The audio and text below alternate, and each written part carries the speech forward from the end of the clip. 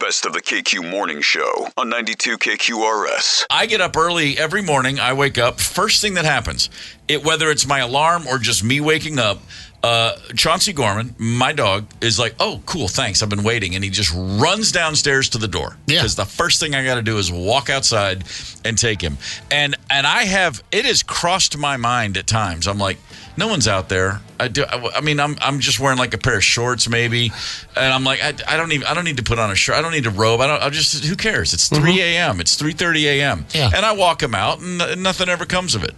It's never occurred to me, though, to go out completely naked to walk the dog.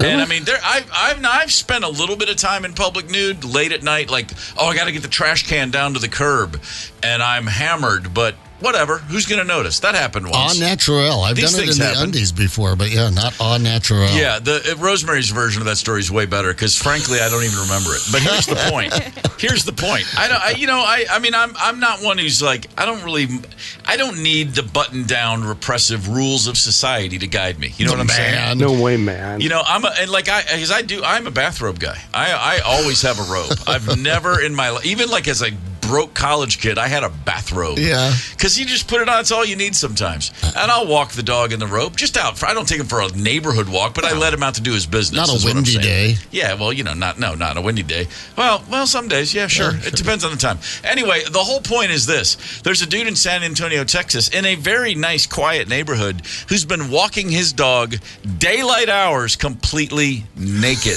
as of late. And neighbors have had to call the police a few times. And apparently, not only is he naked, the dog doesn't have a leash. So, all hell's breaking loose down in San Antonio. No, but there's news reports coming out of Texas. Dude is walking around, and by the way, not necessarily not what you'd call a guy in great shape. No. He's not like proudly showing off the guns. No, this he's is not Big saying. Bill. He's not saying, look at this six-pack. He's saying, I've been going through a lot of six-packs. I haven't seen the frontal, but you may not be able to see his tool even. That's how large this guy is. Walking down the street, some neighbors checking in. It was just true concern of, was he okay? The other gentleman that stopped him on the street as well said, hey, are you aware you don't have pants on? Yeah, just like, no big deal. Just keeps on going. Authorities tell us the man was high on mushrooms.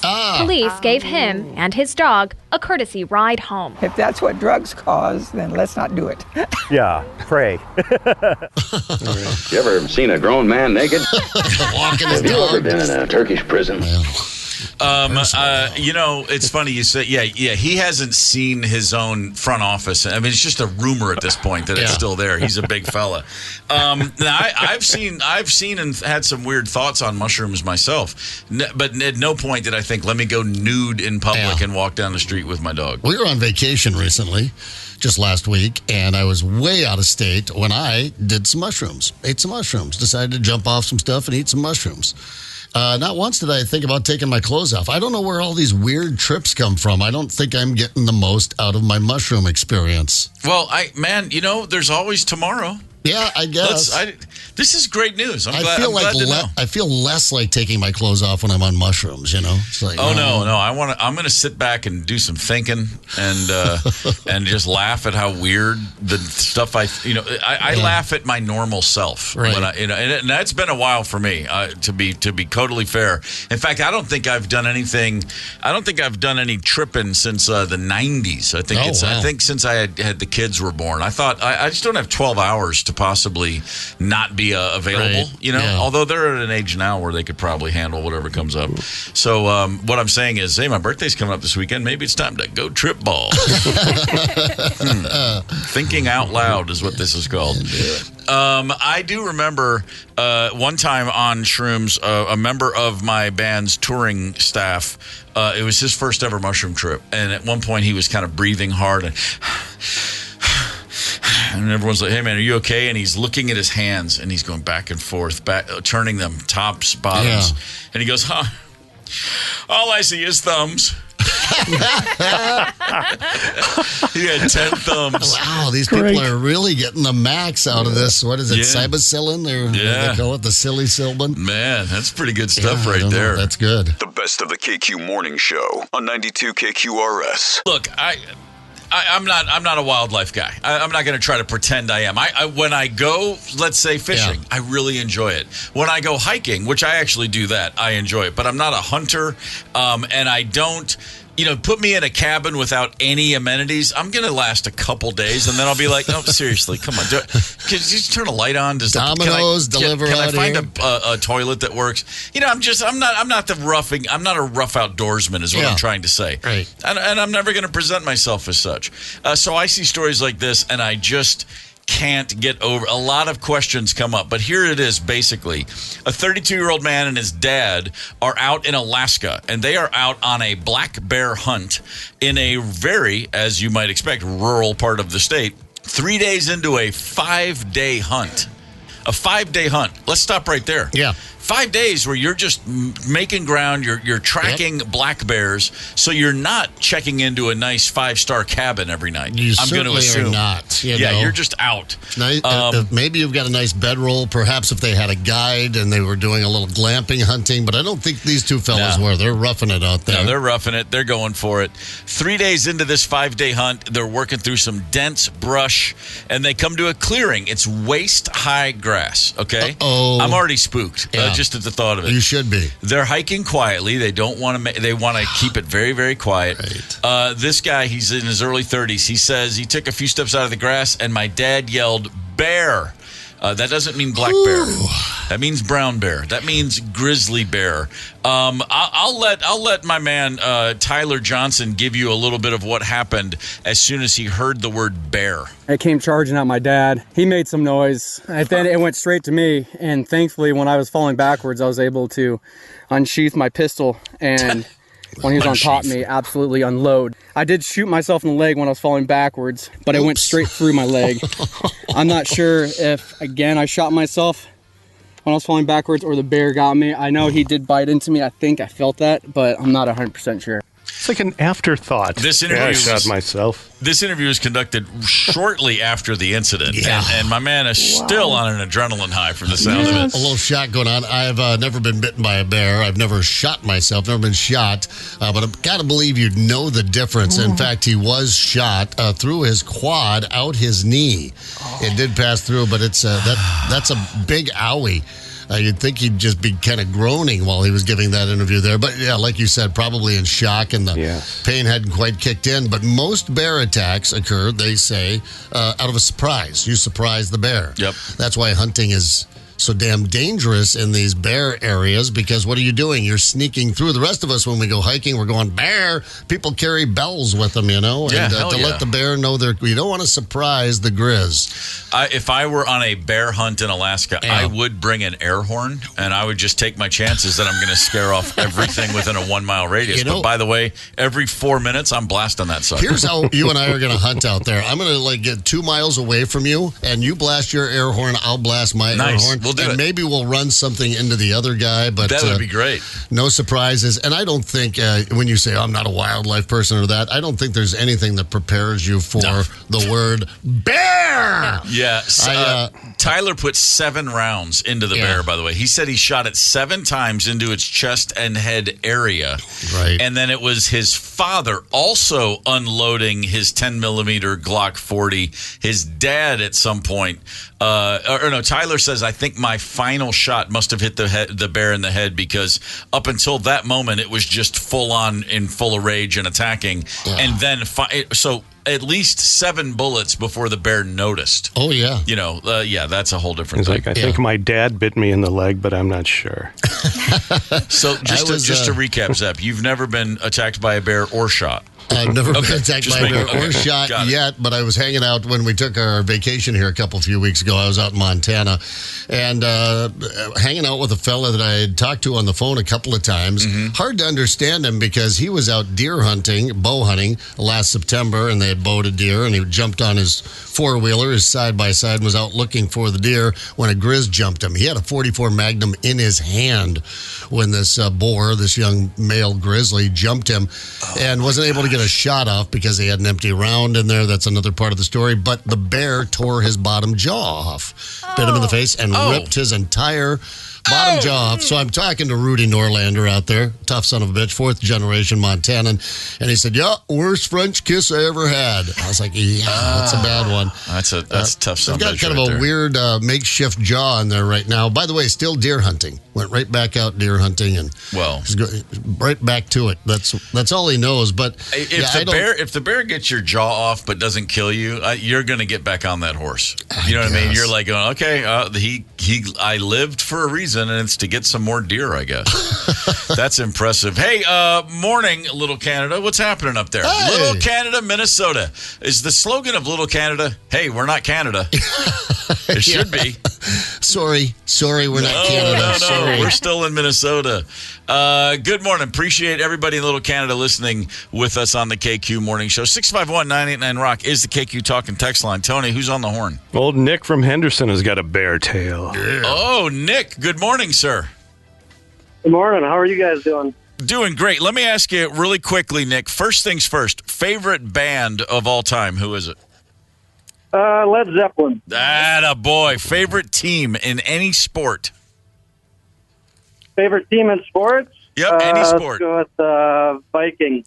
All right. Zeppelin. Well, they come from the land of the ice and snow, so it all connects. All right, Nick, what's your bear tale? Well, my dad took me bear hunting when I was around 12 years old, and he gut shot the bear. So we chased it in the woods like a couple of crazy rednecks, eventually found its body. And my dad starts unloading his gun. And then I'm looking at this bear, and then it makes eye contact with me, and I'm like, Dad, probably shouldn't be unloading that gun there. Yeah, might need some of those bullets. I thought when you said unloaded, I thought you meant into the bear. That's what I thought. No. He just starts unloading it because he thought it was dead. He poked it, didn't move, looked at me. Once my dad was looking away, the bear was looking at me, and then he gets up, starts walking away from us. So then my dad's chasing it, and I'm chasing it. And eventually it turns around, it gets real mad at us, looks at us like, I'm going to get you, you son of a whatever. Yeah. And, it chased my dad down, and he's doing like an old John Wayne move where he's got his bolt-action rifle, and he puts boom, boom, boom, trips over backwards on a log. Oh, no. The bear's laying on top of him, lifts him off the ground, and dies right in his lap. How romantic. Where did this happen? Right near Itasca State Park. Unbelievable. Yeah. Was Dad able to save the pair of underwear he was wearing? His underwear was fine, but the bear bit a hole right through his pants. So he's got a battle scar still to this day. Wow.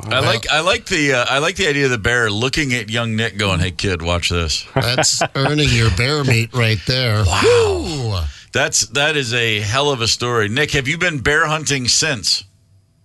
Actually, no, that was my last time. That's all right. I don't need to do it. You got the whole experience in one shot. I think that's a prudent decision. Nick, thanks for the call, brother. We appreciate it.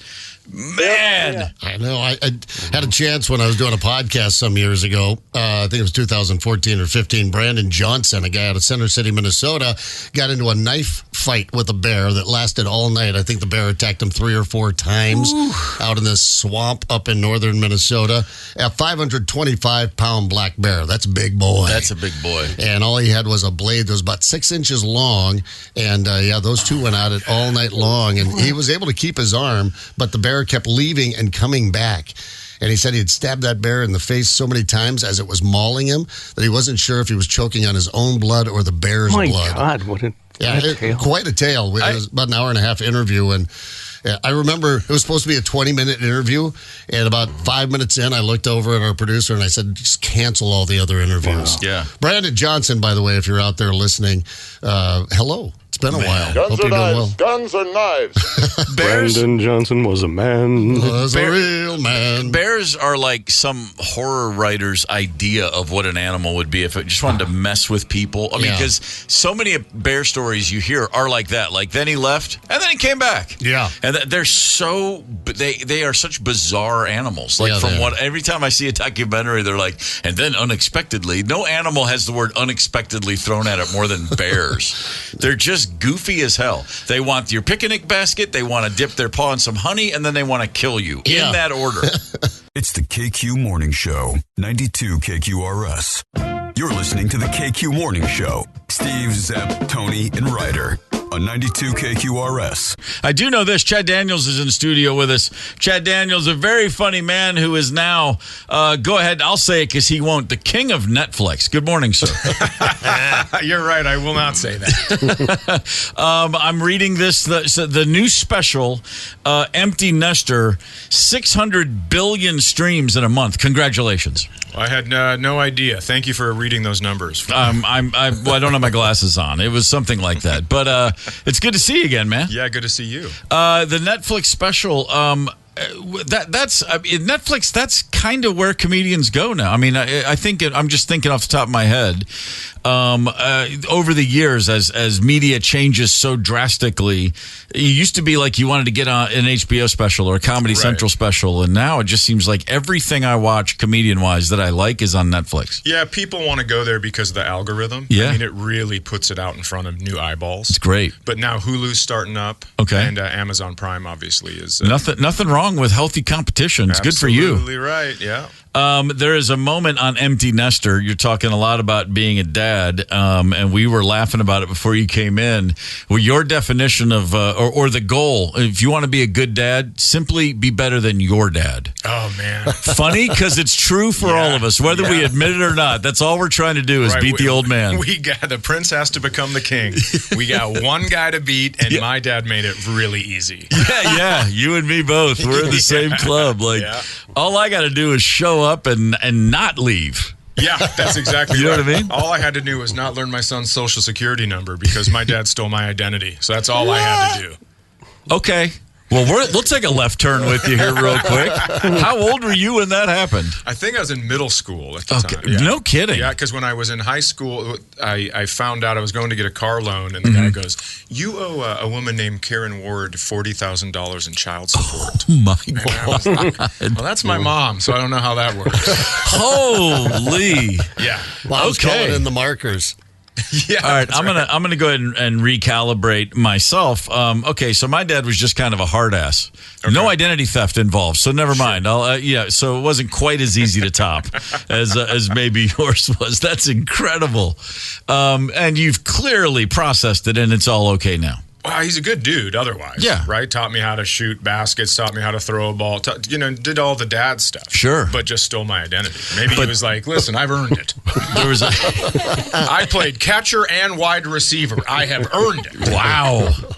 Man, so how many kids do you have now, and what are their ages? I have 2 kids. My son's 25 years old, just got married, and my daughter is 20, about to go to Costa Rica to study for her junior year of college. Wow. Yeah. Very, very nice. Hence the title Empty Nester. That's for your special. They're gone. It's a bit of an adjustment. As my wife and I are learning, we still have one in college, but she's still tethered very closely. But, she's not living with us, but there's a lot of calls, there's a lot of texts, there's a lot of just like another $50. So you could say we're empty nesters, but it doesn't really feel official yet. Well, I do what I like to do when my daughter calls me for money. It's $25 for every 10 minutes you stay on the phone. Wow. So if you need $100 for something, you better buckle up. Yeah, hell yeah. Absolutely. That's a good one right there. Yeah. Wow. All right, living and learning. That's what we're doing here. I will make you be a good daughter. She is a good daughter, but she came home from school and she goes, "I'm so excited. I'm going to Costa Rica, and don't worry, you don't have to pay for tuition because I got such good grades." And I was like, "Oh, well, I'm still going to have to play ransom, so I don't know how that works because you're going to be in a foreign country." Yeah, that's right. And you're immediately drink a lot. You're hearing Costa Rica, and you're like, "Wait, is that tsetse flies? Is that malaria? What do they got going on down there?" I think Costa Rica is probably one of the best ones, right? It is. No military, none of that nonsense. Those freaking howler monkeys. That's what I remember down there. There's a mating season for howler monkeys. Guess why they named them howler monkeys? Whew, that's terrifying. Yeah, probably not what you want to hear in the middle of the night. They're screamers. Yeah. Yeah. Well, that's how long is she down for a whole school year? One semester? One semester. First semester. She'll be back for Christmas. Yeah, right on. Yeah. But still, yeah, you'll always be. Do you still have her location on your phone? Does that map thing? Yeah, there you go. Both of them. Both the kids. Yeah, right on. But my son requested mine. Oh, think really? It's because we have a lake cabin up north, and I think he wants to know when I'm not going to be there. Well, that's way better than just asking you directly. Yeah. Let me just slide in, see when that happens. Chad Daniels is in the studio with us. Empty Nester on Netflix has been streaming for the last, little mid-July it hit. So you're a Minnesota native. Yep. Have you ever moved away or Minnesota guy your whole life? Minnesota guy my whole life. Lived down here for a little bit, started comedy at Acme Comedy Company with Lewis Lee, and then moved back up to Fergus Falls. Okay. That's where I grew up, raised the kids up there, and then when they left, moved back down here. Right. That all checks out. Uh-huh. And you are in a relationship. Are you? You're not married to, but Kelsey, your girlfriend, who's also a comedian, Kelsey Cook. Yep. She made, if memory serves, she made the move to Minnesota. Yeah, she did, from Washington State. Yeah. And she was like, "Oh, good. Winter and more taxes." I love it. Nice. A lot of common ground there. Dating now, living with a comedian. But is there anything unexpected? I'm not asking for bits. I'm asking you genuinely. Yeah. Is there a moment when you or she or both of you just go, "Oh yeah, I should have seen this coming"? Like two comedians in a room. I would imagine it's really, really fun, and then maybe sometimes not. Yeah, well, it's still a relationship. Yeah, so right. Like, oh man, I didn't know 90% of this was going to be actual conversations. Yeah, right. We were going to be goofing around a lot more. Yeah, right. But that's going well. Yeah, it is. Yeah, that's a good thing. Yeah. So you are. You said, I asked, you're on the road pretty soon, but you're not here. But you said you're here in March. You're here every March. That's like a standard thing. Is that what you were saying? It's my birthday the first weekend of March, or the first week of March, whatever. Yeah. And so I play Acme, but I played the Fitzgerald to record this last March. Right. Yeah. That's all ringing a bell now. I'm remembering that. That's probably what we talked about last time we saw you. And so how long is it? What is this, an hour? Empty Nester? Yep. And what's to get that hour into a place where you feel ready and you're going to shoot it and you feel good about it? Is that a year? Is that 8 months? Is that 2 years? What generally? It probably took me, about a year, I think, because I recorded 2 specials in one night in Madison, December of 22. Okay. And then did this one in March of 24. I know it's not like you just wake up one day and say, I need all new material. It's all kind of in the back of your head, if not on the page yet, or however that works. But, it's at the same time, you do 2 specials at once. You knock these things out. And then all that's left to, then I would imagine it's almost like then you're looking at the Grand Canyon going, and now I got to fill that again. Yeah, right. I mean, is there a bit of that feeling of, it's got to be daunting. Like, I just spent all this time to get all this material, and now I need new material. Yeah, but it was great because my son was moving on to his marriage. My daughter was going to school, and I started a new relationship. So I just bought a new notebook, and I was like, here we go. Yeah, right. That's true. Yeah. And like anything, I mean, okay, when you first started comedy, how old were you? 23. 23. How long did it take you to get 10 minutes you knew was solid? Till I was 27. No, yeah. I don't know. I mean, it took a while. But it's a while. Yeah. But like anything, I mean, in creativity, if you're producing any type of art, it's just like dribbling a basketball. The more you do it, the better you get. The more efficient you get, I would imagine. I mean, I don't know that you can get better ideas, but your discernment as far as this is worth pursuing, that's not, that has to get really sharp. Yeah, and when you're starting off, you have that 10 minutes that works, and you want to hold on to it. Right. Because you don't want to, I don't want to look at the dead eyes in the audience anymore trying a new bit. So you do that 10 minutes forever and ever. Right. And now when I hear my own joke so many times, I'm like, listen, we got to get this on an album because this is bothering me. Yeah, sure. So, but yeah, it does. You have a thought and you go, that's for Kelsey. That's for me to tell her and we laugh about. Right. Or this is for the stage. Yeah. Oh, wow. Yeah. Sure. So let's go back. Early days. Is there one horrific bomb of all bomb nights you can remember? Like, what's the worst night of your comedy life on stage? I hope you're listening, Fond du Lac, Wisconsin. Yeah, there we go. I was at a hotel, and they had, a bar in the hotel. Yeah. They shut the Packer game off. You've heard everybody has this story. They shut the preseason football game off. People didn't know there was going to be comedy. That kind of stuff. Right away. It's Saturday night. I go up. I'm opening. it is silence for 25 minutes. I'm doing 30. I mean, they just wouldn't laugh. And so finally I go, I know you guys didn't like me, but the reason that they brought me in is because Time Magazine has printed an article that said I have the one of the top 10 closers in America, which is not true. Of course not. But I just tell them that, and I go, all I need, 2 shots of Jack Daniels and 2 Rolling Rock beers for my closer.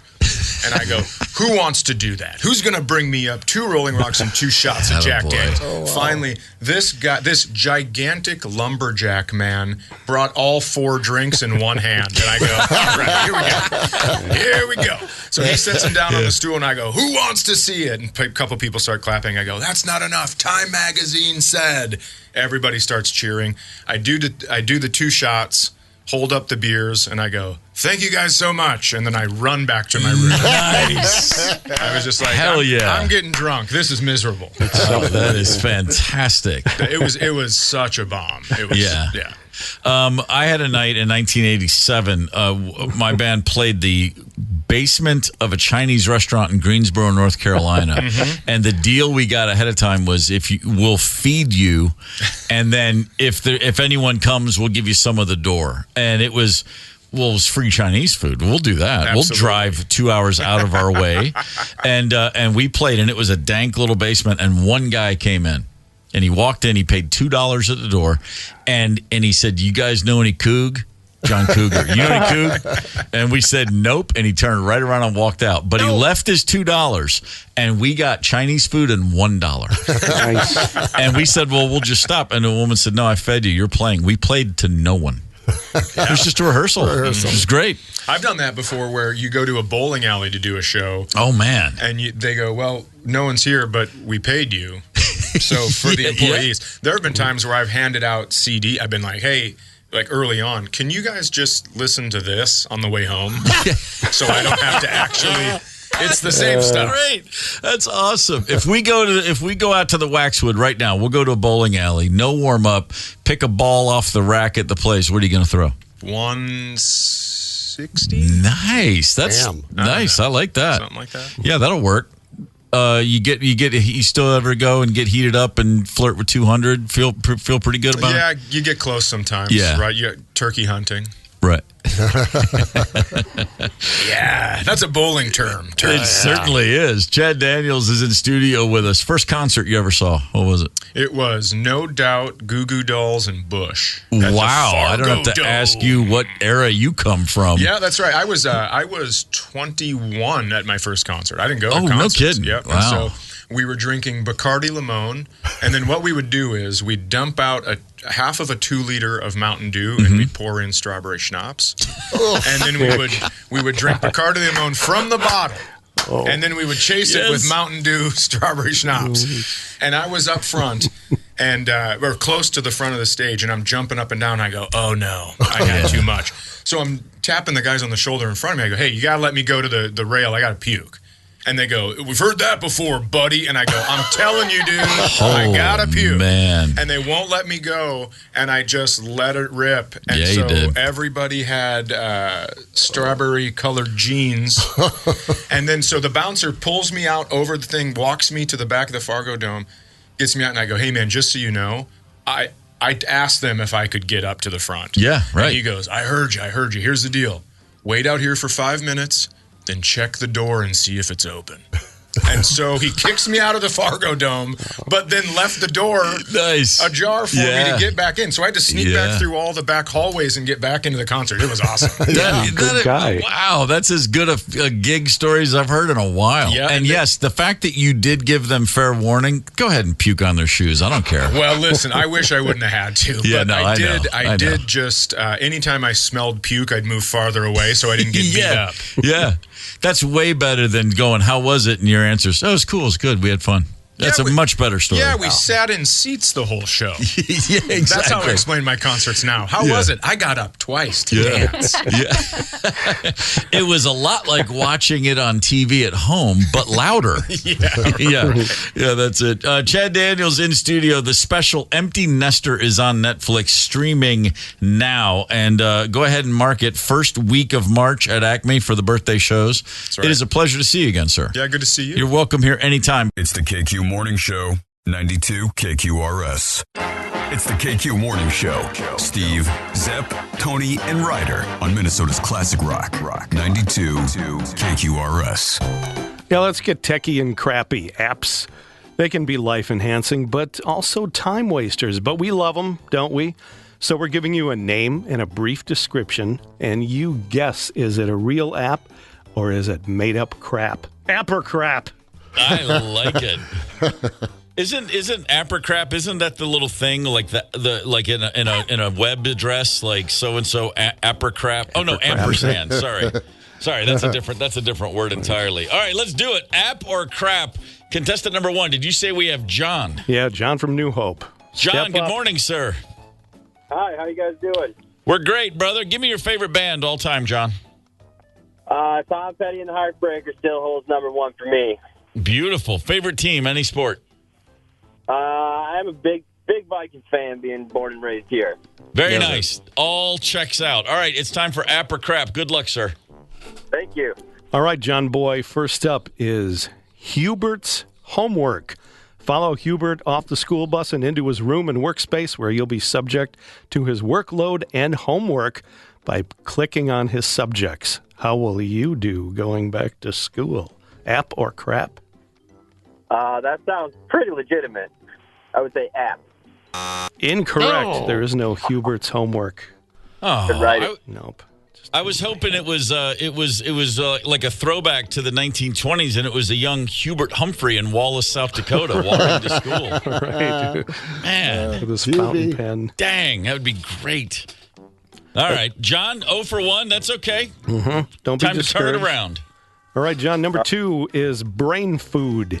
Intelligence on the go. Enjoy 30 seconds bites-sized knowledge nuggets, perfect for ingesting while on the bus, train, couch, or the toity. Brain food, app or crap? I'm going to say that sounds like an app. Correct. Yeah. Ooh.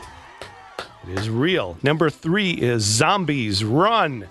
A fitness app that turns your run interactive, combining a health routine with scary storytelling.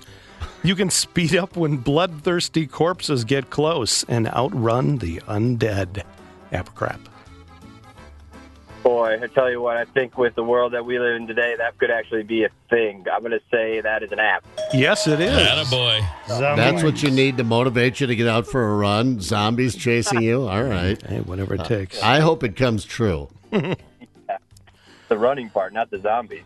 Well, I mean, no. I've watched a lot of movies, double tap, go to the head, kill the brain. Double tap and Twinkies.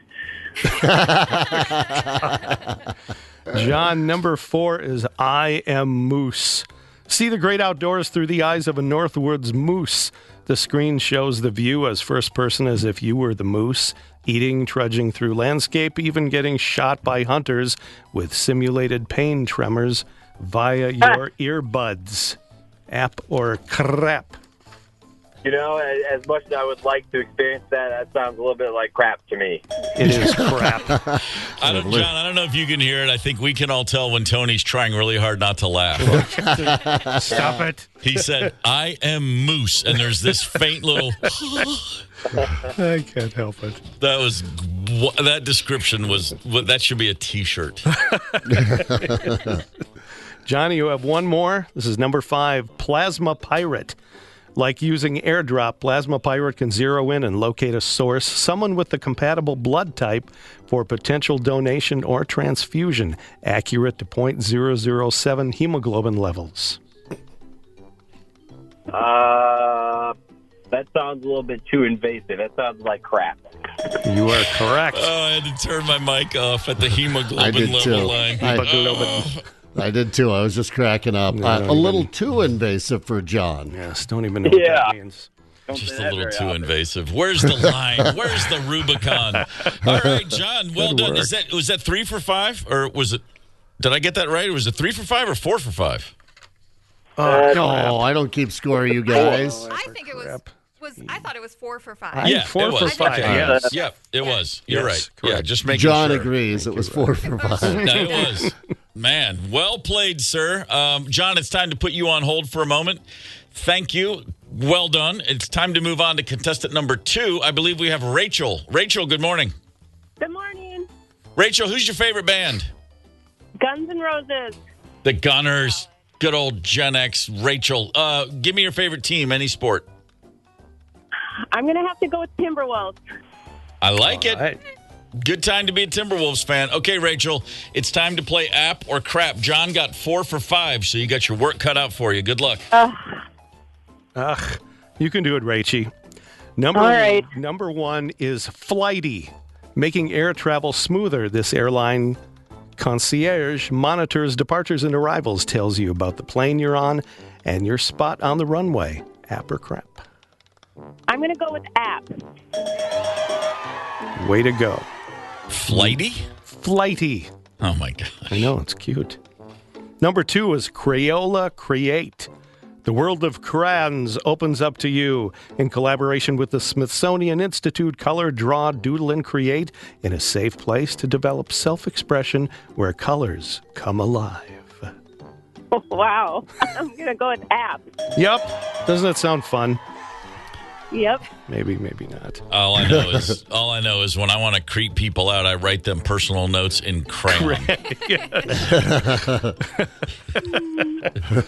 Love Steve. That's it. All right, Rach, number 3 is Monkey UFC Monkey Do. Just like the UFC, but with the ultimate fighters being chimps. Choose from a variety of videos where masters of martial arts and speed boxing battle for dominance and superiority, and a bunch of post-match bananas. App or crap? My gosh, I hope it's crap. Is that your answer? Yes. It is crap. Whereas I was hoping that was a real app myself. I would be downloading before you even finish the game if it was a real app. Who doesn't want to watch fighting chimps? I just couldn't wait to get to the banana round. Rachie, number 4 is Cowboy Elvis. Move over Westworld, an avatar of the king himself is set amongst a wagon train in the Old West. Elvis clears the saloons of bad guys and gets the girl. Ugh. Let's see. I'm going to go with crap. Yep. It ain't real. It was real. 1960, Flaming Star was the name of the movie. I'm a flaming star. Rachel, you are 4 for 5, which means right now you are tied with John. If you get this next one right, you have won the tickets. Good luck. Ooh, okay. Good luck, Rach. Hungry, Hungry Hippies.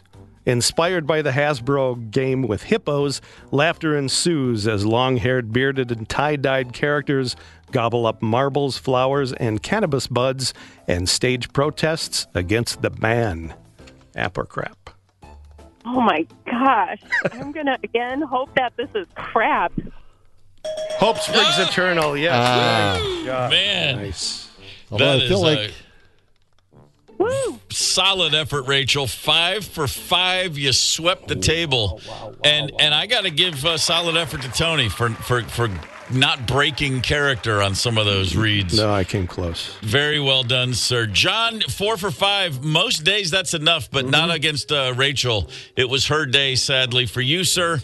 Rachel, have a great time. Extreme and Living Color, 2 great bands, September 22nd. Thank you guys both for playing. Thank you. You got it. A lot of woo-hoos. Man, that's a true. You outdid yourself, Tony. Seriously, I've never turned my mic off more in one of your games. Every one of those was hilarious. I had to pinch myself. None of us could make those crap apps come to life, but I got to believe there might be one young developer out there. I was just thinking that's like that. That's not a bad idea. I think we're going to make that one happen. Hungry, Hungry Hippies. That's the one. That's the one right there. I was thinking of when I went to a Grateful Dead show. I think it was the one out in Somerset, and I forgot what I did. Must have done something nice for a deadhead, and he offered me half his sandwich, which was. And this was before lettuce wraps were a thing in my world, but he offered me a sandwich which was 2 pieces of lettuce with mustard in the middle. Naturally, he was sitting in the dirt, and the lettuce was dirty. His hands were dirty. I was like, no, we're all good, man. We're thanks. Good for you. He's still insulted to this day. Hungry hippies. Dude, I made that mustard myself in a sock. I'm sure he... Oh, my God. Yeah, you're right. It was... He harvested that mustard from between his toes. Oh, yuck. Hey, Riverbed, where's my mustard sock? Oh. Yeah. The best of the KQ Morning Show on 92 KQRS. I've done some things you might say are crazy in life, but, and some of those involved gluttonous behavior, food and drink, too much at a time. Oh, yeah.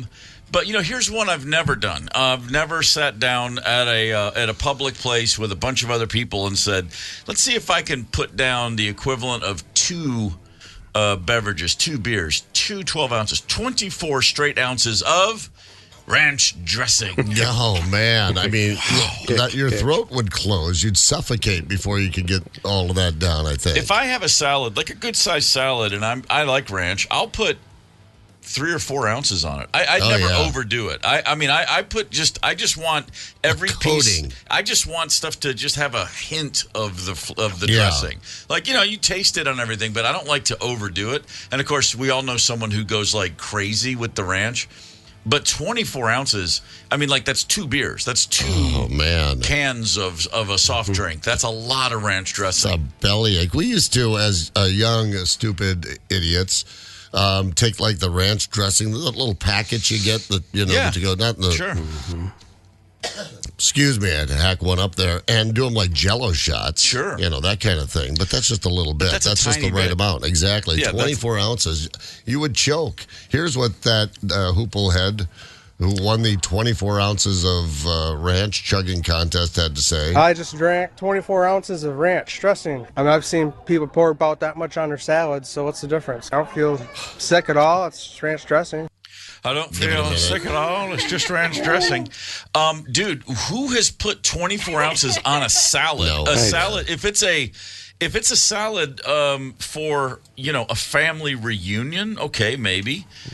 His name is Zach Orvis. This happened in Belding, Michigan, and they held a ranch chugging competition. How long does it take to drink 24 ounces of ranch in basically a large goblet? In case you're wondering, 10 seconds. No. What? That's too 10 fast. seconds? 10 seconds. This is like a milkshake.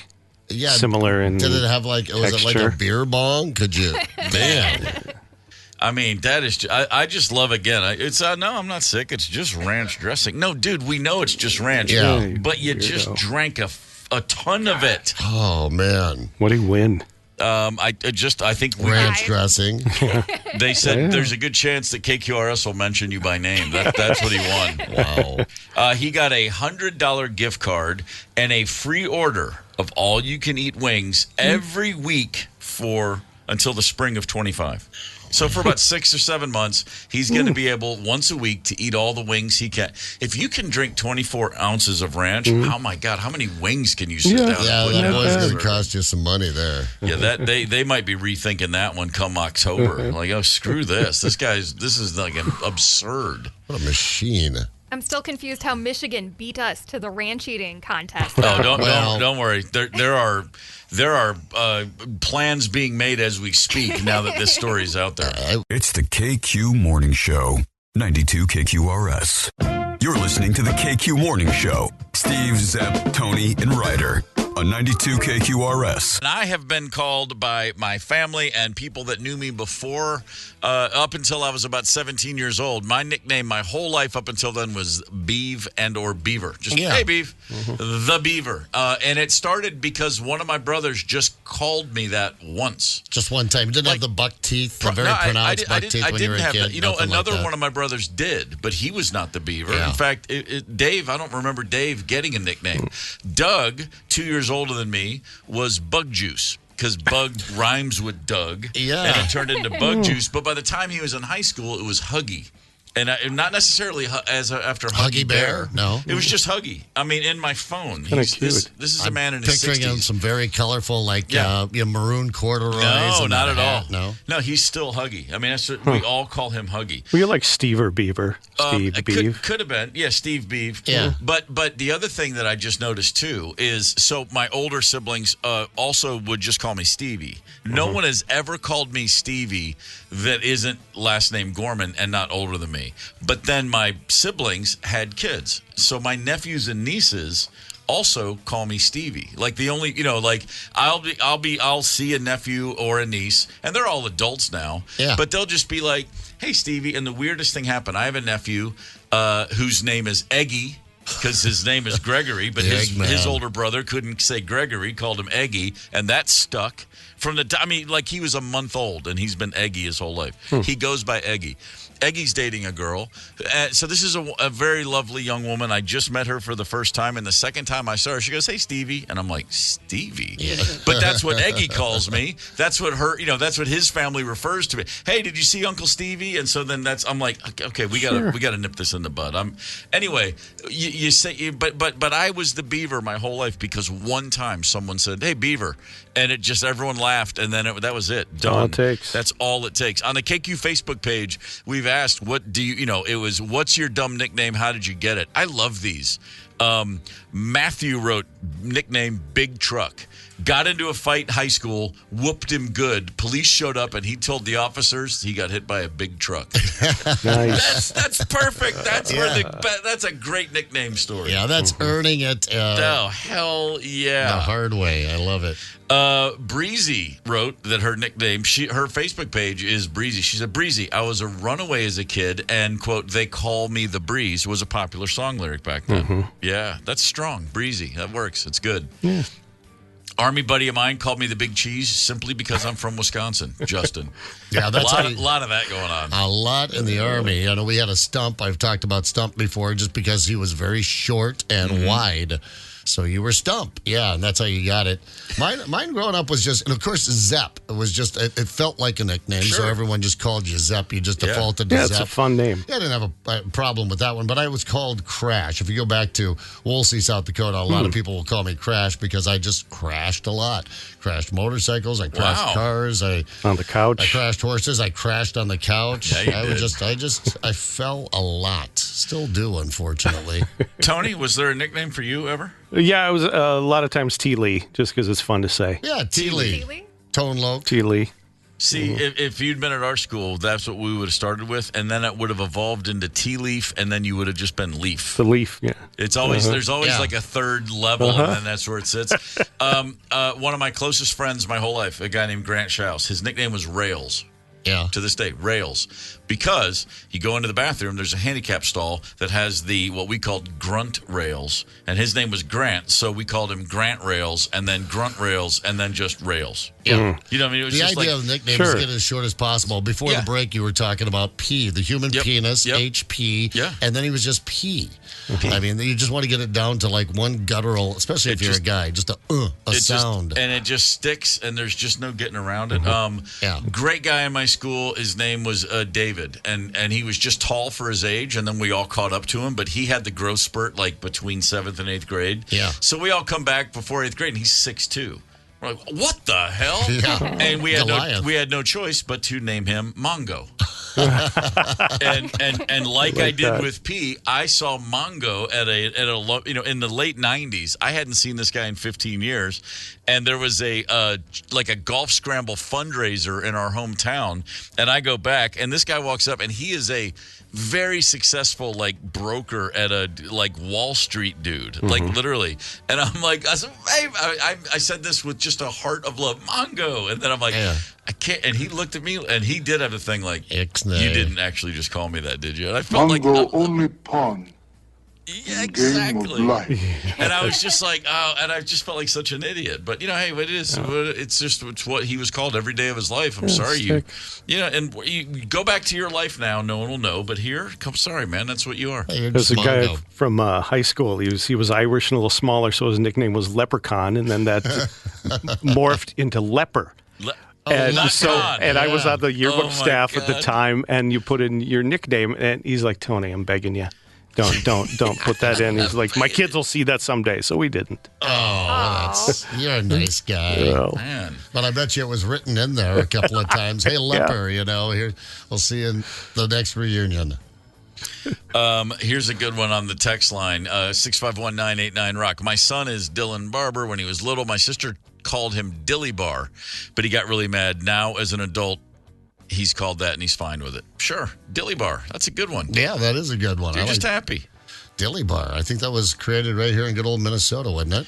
How about this? Last name Peterson turned into Peter Skin and then evolved into simply Skin. What's up, Skin? Yeah, I love that. It's just too good, man. Let's see. Connie wrote in, my last name was Carr, so I was called Truck all through school. Oh, yeah. Perfect. Yeah. Yeah, I love it. These are good. Colby Cheese, family name is Kolb, but older brothers were Colby. Sometimes they called me Little Cheese. This is just the way it's supposed to be. Yep. If you don't have, it's like kind of the thing of, the only trouble you ever got into in these days was, or not, people would occasionally try to give themselves a nickname, which has never, ever worked in the history of the world, except when Kobe Bryant said, call me Black Mamba, and somehow it worked. Like people just, okay. But seriously, it's the only time I can think of where someone said, call me this, and then the rest of the world went, sure. In our school, so I was Beaver. There was a kid in my class also named Rat. And that just simply came from soccer practice. Ball went into the creek. He went down after it, and someone said, what are you, a river rat? And he was never called Todd again. He was Rat from that moment forward. And because you're not trying to assign a nickname, sometimes that's the best way to make it happen. Yeah. We all got into Animal House, and a friend of mine came over and he goes, hey, man, start calling me Otter. And I was like, no, that's not how this works. Yeah, everybody went through the Animal House phase where suddenly we all had to have nicknames, or the CB craze. I don't know if this hit, everywhere, your handle. But in the Midwest, right after Smokey and the Bandit. And everybody had to have a CB. Suddenly they were in every truck and every tractor. And then, of course, everyone had to have a handle. Ugh. I don't know why. Mine got Frankenstein. I was like, what? I mean, because I like Frankenberry and everyone else was... I lived in Count Chocula County, and I was a Frankenberry, but I don't know why it's Frankenstein. I don't want that one. But the best way to make a nickname stick for life is to protest it.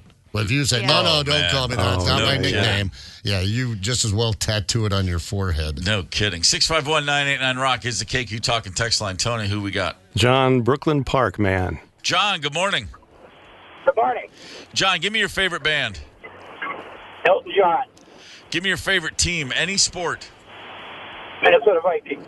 All right, sir. You have passed the test. You may proceed. What do you got for us? Back in the early 80s, late 70s, early 80s, there was a movie called Strange Brew. Oh, yeah. Oh, yeah. About two Canadians trying to scam beer from a beer company. Their names were Hoser, and I've been a Hoser for 40-some years, and so is my brother. We're both in our 60s. Hose that, eh? That's it. We all remember that movie very, very warmly around these parts. Trust me, that was a big one for us.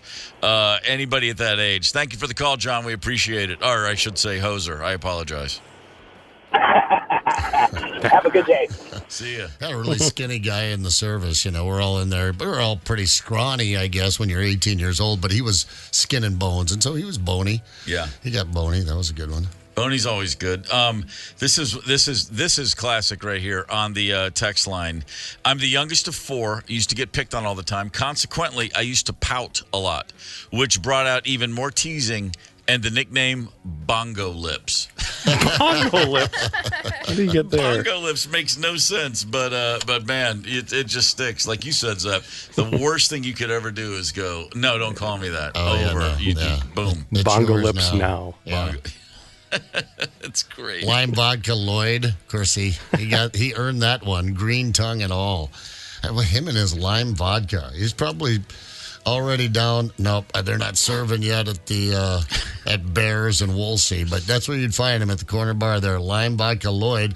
Puked it all over my mom's back seat of her cream-colored velvet seats in her New Yorker that she just got. Yeah, so I can see it.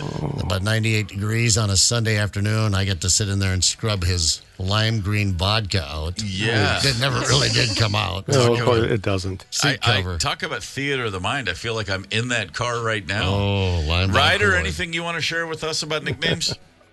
Why? Did you see the text from Dad? I did not see the text from Dad. Ryder's dad texted in when they were real, and I think he screwed this up. When I was real little, they called me Breezy Poo. And I never really knew why, and Dad says it's because I farted a lot. There it is. Hey, old Breezy Poo. Yeah. Oh, don't think you're going to be called anything else in this building but Breezy Poo. Yeah. That's why we put her in her own studio. You don't know that, but she has her own studio. And by the way, it'll be shortened to BP and then... Just P. Just P. Just good old P. Another old P. The day our daughter Marley was born, I at some point was just holding her name's Marley. It's a perfectly unique, wonderful name. But I just said, "Oh, look at little Binky."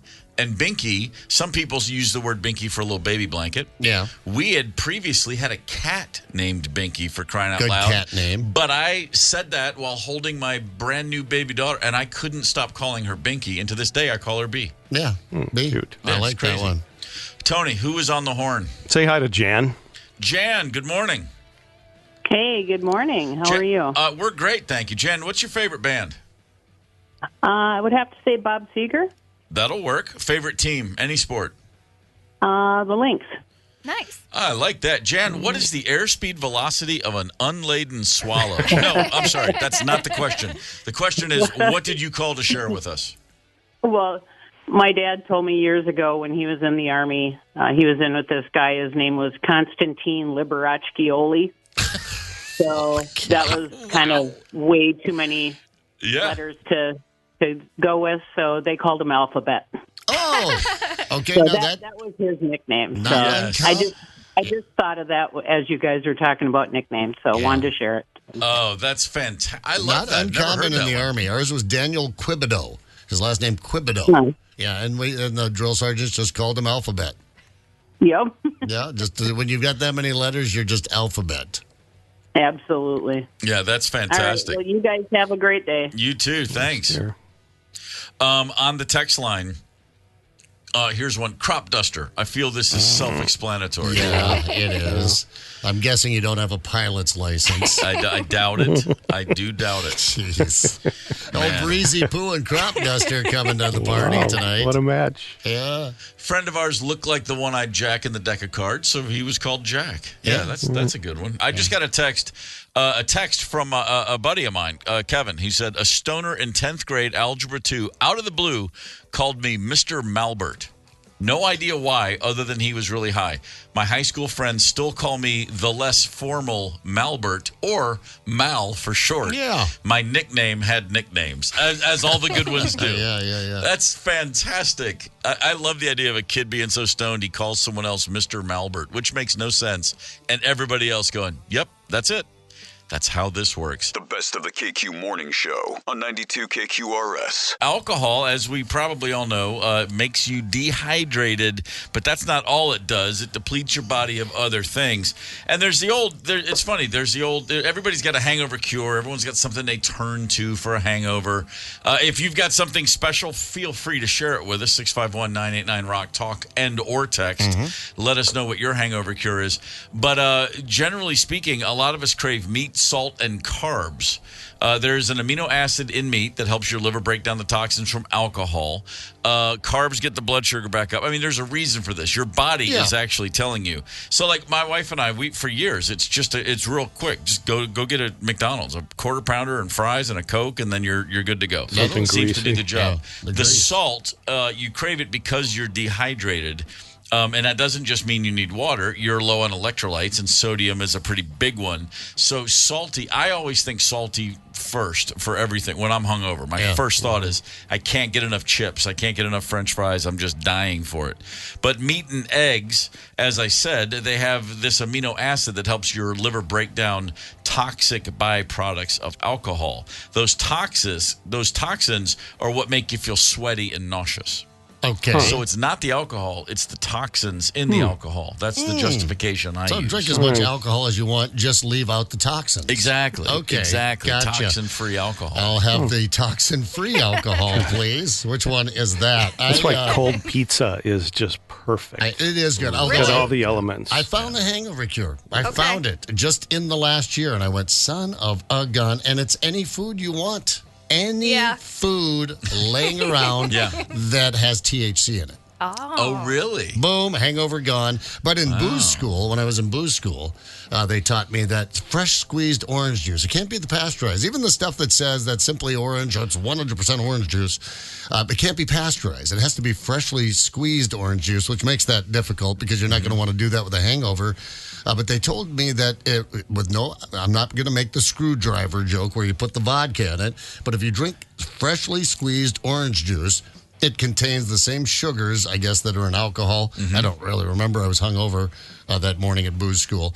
But they said that tricks your body into thinking that you're still drinking.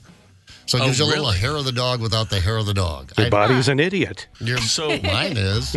Isn't that a John Mayer song? Your body is an idiot. Yes. Let me ask you this. Booze school? Yeah, booze. It's court-ordered when you've misbehaved. Sometimes regarding booze, they ask you to go to booze school. I thought you had been going. It was like a bartending class. I was literally like, really? So you think that when you go to booze school, they're going to be like, you shouldn't drink. It's bad. Mom, all over again in your teenage years. But really, they taught me a lot about how to drink booze responsibly, how to be hungover responsibly. How to get hammered more smartly and intelligently. Right, exactly. I became a better boozer. Did you ever take advantage of that tip? And have you ever gone with fresh squeezed orange juice to see how it made you feel? No, because I get up and I'm super hungover. Guess what you don't have? Oranges. Yeah, you don't have Guess oranges what you don't want to do? Yeah. Squeeze them if you do have them. So, no, I haven't tried it, but that's... this guy was a professional drunk for a long time, all sobered up, and he swore by it. Well, they do. Alcohol does make your blood sugar plummet, and so that's why you crave carbs. Your carbs are you want to bring it back up. But if all you eat is carbs, that's bad because then it just plummets again later on. So you got to find some protein in there. That's why my giant plate of hash browns isn't to getting the trick done, because that is my go-to. Yeah. Oh, wow. Really? Right. A giant plate. That's a good one. Yeah. With a bloody? Well... that's how they get the vegetables, right? Oh, it's boozing time. I've mentioned it before, but the worst hangover of my life, which lasted 2 full days, all I ate for 2 days was toast with nothing on, just dry toast. It's the only thing I could imagine sitting in my system and staying there. That's hungover, brother. It is real hungover. That was the bottle of Jägermeister hangover. The only time I've ever had Jägermeister, and I drank a whole bottle of it. Yikes. My ears just started ringing when you said that. It did me in. And it did me in. And by the way, interesting, you ever had this happen? Have you ever had a time-released drunk and hangover? Because here's my point. I must have eaten something that day or that evening. I drank so much Jägermeister, but did not feel drunk at all. Okay. And to the point where I went to bed going, man, I'm just barely buzzed. That stuff's not. And then I passed out, and I woke up after about 3 hours and was in hell. I skipped the part where I was like, yeah, and I literally was completely lucid. I remember everything about it. Wow. And then I woke up after just a few hours, and then was for 2 full days just completely hungover. Straight from sober to hungover. Yeah, I missed the drunk, but I drank enough, but I somehow missed the fun part. Was it Yag and Red Bull or some kind of energy drink, or was this old enough that it was just straight Yag? It was straight Jägermeister, but with the occasional Beck's beer as well. It was a weird night. I never had either. It was let's get drunk like we're in Germany, apparently, and so we did. And man, was it problematic. Were you drinking angry? Were you angry? No, Were you pissed off? I was having a great time. time. I was trying to be charming. There were girls there. It was fun. Okay, all right. I just know some old guys that will just sit around and they just are angry all night and they drink a case of beer and then they wake up a little hungover and start drinking again. And I thought, did you even get drunk? Where was the happy, fun drunk part? Like, on the 8th beer to the 14th beer. But that is weird. It was really strange. It was it's like you just walk out and you play the encore and you're like, where's the show? Where's the set? What happened? I'm covered in sweat and I didn't have any fun getting there. It was terrible. Damn that gig. Get the KQ Morning Show podcast wherever you listen. 92 KQRS. Well, good morning, Minnesota, and even good morning, Wisconsin. How's it going in Hudson? If you're there buying illegal fireworks 281 days before the 4th of July, you're doing it right. They won't suspect a thing. So much love for Hudson, keeping things explosive in the upper Midwest. KQ Morning Show back in studio Monday morning at 6 a.m. Talk to you then.